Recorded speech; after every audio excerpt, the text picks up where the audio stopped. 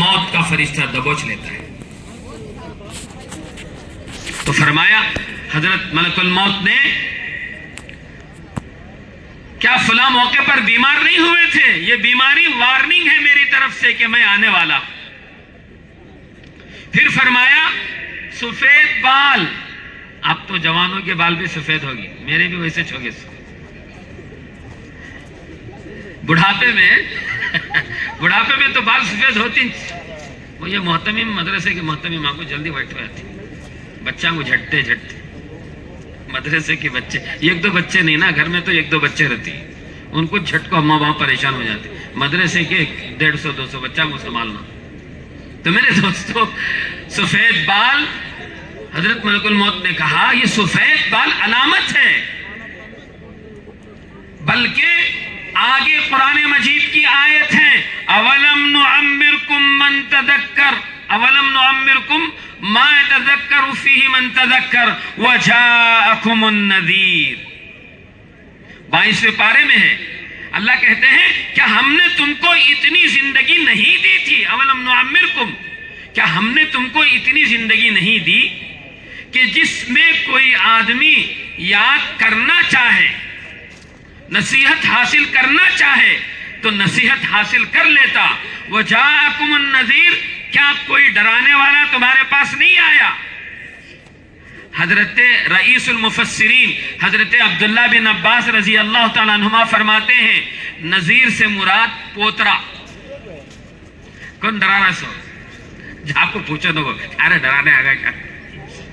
پوترا، پوتا، ہمیں پوترا اس نہ بولتی، پوتا۔ حضرت عبداللہ بن عباس کہتے ہیں پوتا نذیر ہے، وجاءکم النذیر، ڈرانے والا آیا ہے۔ پوتا کہتا ہے دادا صاحب گھر خالی کریں، میں آ گیا ہوں۔ یہ علامت ہے حضرت ملک الموت کے آنے کی۔ اسی لیے فرمایا، مولانا روم رحمت اللہ علیہ نے فرمایا وقت پیری گرگ ظالم می شود پرہیزگار، وقت پیری گرگ ظالم می شود پرہیزگار، کہ در جوانی توبہ کردن شیوہ پیغمبریست۔ مولانا روم رحمت اللہ علیہ کہتے ہیں جوانی کے زمانے میں توبہ کرنا پیغمبروں کی صفت ہے، بڑھاپے میں ظالم بھیڑیا بھی متقی بن جاتا ہے۔ بھئی بڑھا ہوگا تو شیر بھیڑیا کونے میں جاگ بڑھ جاتا، اسے اٹھنے کی طاقت نہیں، اٹھا تو بیٹھے سر کا نہیں بیٹھا، پنجوں میں دم بھی نہیں ہے، کیسا مارے گا پنجہ؟ اور یہ پھاڑنے کی صفت بھی نہیں، چیر پھاڑ کی۔ تو مولانا روم رحمت اللہ علیہ نے فرمایا در جوانی توبہ کردن شیوہ پیغمبریست، جوانی میں توبہ کرنا یہ اللہ کو پسند ہے۔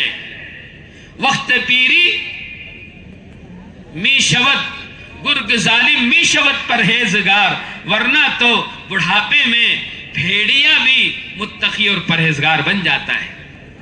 تو اللہ کے نبی نے فرمایا کہ کیا تم ایسے بڑھاپے کے انتظار میں ہو جو سٹھیا دینے والا ہو؟ کتنی باتیں؟ او مرضم مفسدہ او حرمم مفندہ او موتن مجہیزہ۔ فرمایا اللہ کے نبی نے، اللہ پوری امت کی طرف سے ہمارے نبی کو جزائے خیر دے، کیسی کیسی ہماری رہبری کی ہے آقا نے، کیسی کیسی حدیثیں ہیں۔ فرمایا کیا تم میرے امت، اے میرے امتیوں، نیک کام میں جلدی کرو، کیا تم انتظار میں ہو اچانک کی موت کے؟ اب موقع ہے کر لو، اچانک موت آ جائے گی، سارا ٹھاٹ پڑا رہ جائے گا، جب لاتے چلے گا بنجارا، اب کچھ نہیں ہے، موت اچانک آ جائے گی۔ آدمی کے کتنے کام ادھورے رہ جاتے ہیں، اچانک کی موت سے حدیث میں پناہ مانگی گئی ہے، توبہ کی توفیق نہیں ہوتی۔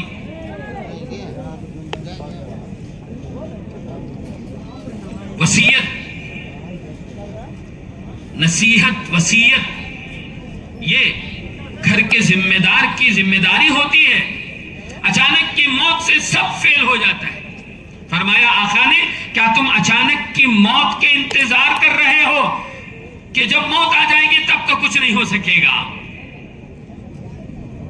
او موتن مجہیزہ او الدجالہ، حضور نے فرمایا کیا تم دجال کے انتظار میں ہو؟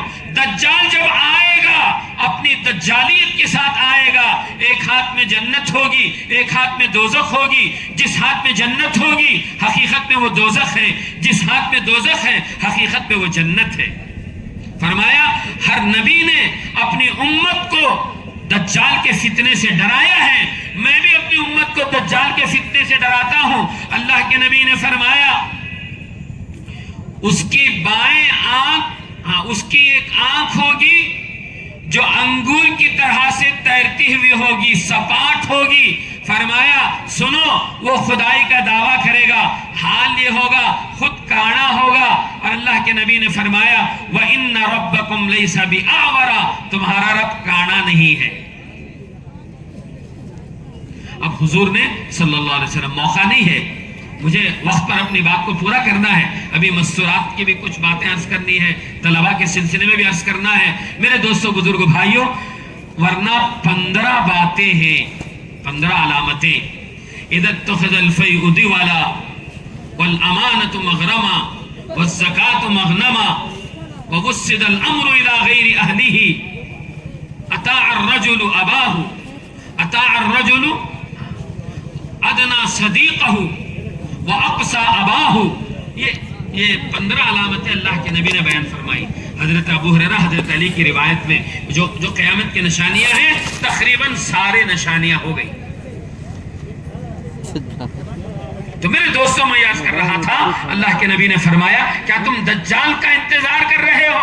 جب دجال آئے گا فتنے آئیں گے، حق اور باطل میں تمیز نہیں ہوگی۔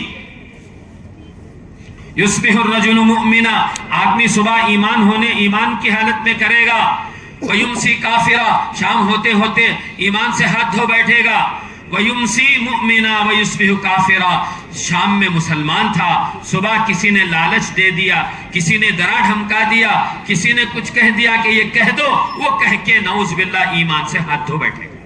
یہ حدیث ہے۔ پھر آپ نے فرمایا ابھی اے لوگوں، کیا تم نیک کام کو جو ٹال رہے ہو، آج نہیں کل آج نہیں کل، کیا تم قیامت کے انتظار میں ہو؟ آخری بات آپ نے فرمائی کیا تم قیامت کے انتظار میں ہو؟ فَالسَّاعَةُ أَدْهَا وَأَمَرُ، قیامت تو بہت بھیانک ہوگی۔ کیسی ہوگی بھائی؟ یا ایہا الناس اتقوا ربکم ان زلزلۃ الساعۃ شیء عظیم۔ اے لوگو اتقوا ربکم، اپنے رب سے ڈرو، ان زلزلۃ الساعۃ لشیء عظیم، قیامت کا زلزلہ بڑا بھیانک زلزلہ ہوگا۔ یوم ترونها تذهل كل مرضعة عما ارضعت وتضع كل ذات حمل حملها وترى الناس سكارى وما هم بسكارى ولكن عذاب الله شديد۔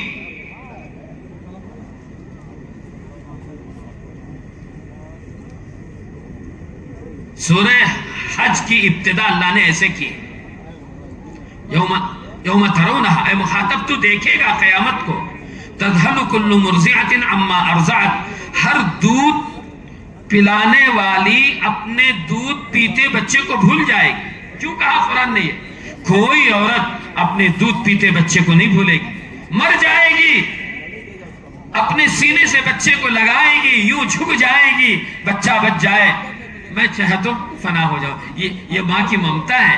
قرآن کریم نے اس کی طرف اشارہ کیا ہے کہ ہر دودھ پلانے والی عورت دودھ پیتے بچے کو بھول جائے گی، اس قدر قیامت کا ہولناک منظر ہوگا۔ اور ہر بچہ جننے والی وَتَضَعُ كُلُّ ذَاتِ حَمْلٍ حَمْلَهَا، اپنے بچے کو وقت سے پہلے جن دے گی۔ وَتَرَى النَّاسَ سُكَارَى، مخاطب تو دیکھے گا لوگوں کو کہ لوگ مدہوشی کے عالم میں ہوں گے، پریشان ہوں۔ وَمَا هُمْ بِسُكَارَى، یہ کوئی نشہ وشا نہیں ہے، وَلَكِنَّ عَذَابَ اللَّهِ شَدِيد، اللہ کا عذاب ہے، شدید عذاب۔ اللہ غصے میں ہوں گے، اس جیسا غصہ اس سے پہلے اللہ کو نہ کبھی تھا نہ آگے آئے گا۔ اللہ کہیں گے لمن الملک اليوم، بتاؤ آج کس کی حکومت ہے؟ حضرت آدم سے لے کر قیامت کی صبح تک جو بھی بچہ پیدا ہوگا سب کے سب سامنے ہوں گے، اللہ پاک پورے غصے میں ہوں گے، اللہ پوچھیں گے بتاؤ آج کس کی حکومت ہے؟ لمن الملک اليوم، اللہ خود کہیں گے للہ الواحد القہار، آج اکیلے اللہ کی حکومت ہے، بڑا زبردست ہے، قہار۔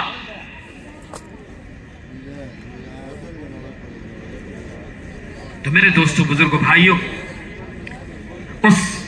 اس قیامت کی گھڑی میں اب اللہ کے نبی نے فرمایا کہ وہ قیامت جو بہت ہولناک منظر ہوگا، امر بہت کڑوی چیز ہوگی، اس سے پہلے نیک کاموں میں جلدی کرو۔ اسی کو میرے دوستو ہمارے اللہ نے قرآن میں یوں کہا سارعوا الی مغفرۃ من ربکم، اے لوگو دوڑو، جلدی کرو، سبقت کرو، الی مغفرۃ من ربکم، تمہارے رب کی مغفرت کی طرف، وجنت، ایسی جنت کی طرف جس کی چوڑائی عرضها السماوات والارض، ساتوں آسمان و زمین سے زیادہ ہے۔ عام طور پر کوئی بھی سائٹ چوڑائی کم ہوتی ہے، لمبائی زیادہ ہوتی ہے، تو یہ جنت کی وسعت کی طرف اللہ نے اشارہ کر کے بتایا۔ تو میرے دوستو بزرگوں بھائیوں، اس جنت کی تیاری کے لیے اس آخرت میں اللہ ہمیں وہ بش کو عنبر کے ٹیلوں پر تفریح کرتے ہوئے ہوں گے، وہ انبیاء اور شہداء نہیں ہوں گے، یہ وہ لوگ ہوں گے جو مختلف جگہوں سے ایک جگہ جمع ہو کر اللہ کو یاد کر رہے ہوں گے۔ یہ مجمع جنہوں نے میرے دوستو آخرت کو اپنے سامنے رکھا، سامنے رکھ کر زندگی گزاری، حکموں والی زندگی گزاری۔ حدیث میں حضرت معاذ بن جبل کہتے ہیں ان معاذ بن جبل رضی اللہ تعالی عنہ قال كنت ردف النبي صلى الله عليه وسلم ليس بيني وبينه إلا مؤخرة الرحل، فقال رسول الله صلى الله عليه وسلم يا معاذ، قلت لبيك وسعديك يا رسول الله، قال معاذ هل تدري ما حق الله على العباد وما حق العباد على الله؟ قلت الله ورسوله أعلم، قال فإن حق الله على العباد أن يعبدوه ولا يشركوا به شيئا، وحق الله على العباد وحق العباد على الله تعالى ألا يعذب من لا يشرك به شيئا، متفق علیہ۔ بخاری مسلم کی روایت ہے، حضرت معاذ بن جبل کہتے ہیں میں اللہ کے نبی کے خچر پر، عرب کے خچر ہمارے گھوڑوں سے زیادہ تیز بھاگتے ہیں، میں اللہ کے نبی کے خچر پر کجاوے پر پیچھے بیٹھا ہوا تھا، اپنا خود بتانا چاہتے حضرت معاذ بن جبل، میرے اور اللہ کے نبی کے درمیان میں سوائے کجاوے کی پچھلی لکڑی کے کوئی چیز حائل نہیں تھی۔ آقا نے مجھ سے پوچھا معاذ، میں نے کہا لبیک و صادق، فرمایا کہ معاذ کیا تم جانتے ہو کہ بندوں پر اللہ کا کیا حق ہے؟ بندوں پر اللہ کا کیا حق ہے اور اللہ پر بندوں کا کیا حق ہے؟ ہمارا حق اللہ پر کیا ہے اور اللہ کا حق ہم پر کیا ہے؟ حضرت معاذ صحابہ کا ایک خاص مزاج تھا، سب کچھ معلوم ہونے اگر معلوم بھی ہوتا کہتے تھے اللہ و رسولہ اعلم، اللہ اور اس کا رسول بہتر جانتے ہیں۔ حضرت معاذ بن جبل نے وہی جملہ کہا، اللہ کے نبی اللہ اور اس کا رسول بہتر جانتے ہیں۔ حضور نے فرمایا کہ معاذ، اللہ کا حق اس کے بندوں پر یہ ہے کہ بندے اللہ کی عبادت کریں، اس کے ساتھ کسی کو شریک نہ کریں۔ کتنی بڑی بات ہے، بندے اللہ کے علاوہ کسی کو شریک نہ کریں، اس کی عبادت کریں۔ یہ عبادت کے لیے میرے دوستو اللہ نے ہمیں دنیا میں بھیجا ہے، اور عبادت کیا ہے؟